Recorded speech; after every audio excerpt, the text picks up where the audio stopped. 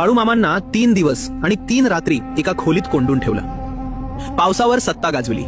सलग 2 नाही 3 वर्ष त्या भागात पावसाचा एकही थेंब नव्हता. जमीन तडकलेली, विहिरी कोरड्या आणि माणसांच्या मनात एकच प्रश्न होता, आता पुढे काय? बेळगाव जिल्ह्यातील रामदुर्ग तालुक्यातलं ते खेडेगाव दुष्काळानं पूर्णपणे हतबल झालं होतं. अशा वेळी मामा आपल्या बकऱ्यांचा कळप घेऊन त्या भागात आले.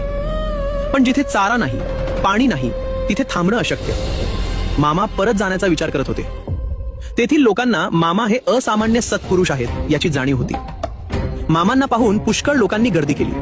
ते मामांना म्हणाले, तू साधा माणूस नाहीस, तू परमेश्वर आहेस. चारा पाणी नाही म्हणून परत जातोस हे तुला बरं दिसतंय काय? आम्ही आता काय करावं? आमची वाट कोणती ते सांग. आम्ही आता कसं जगावं?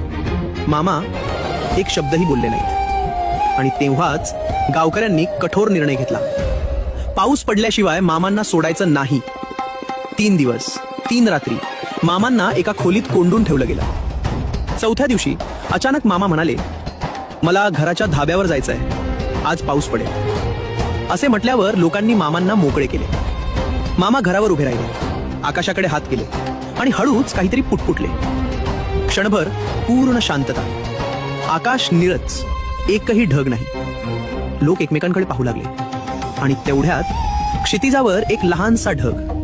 तो वाढला, काळसर झाला, सरळ डोक्यावर आला. पावसाचे थेंब पडू लागले. पाऊस वाढू लागला आणि अचानक मुसळधार पाऊस.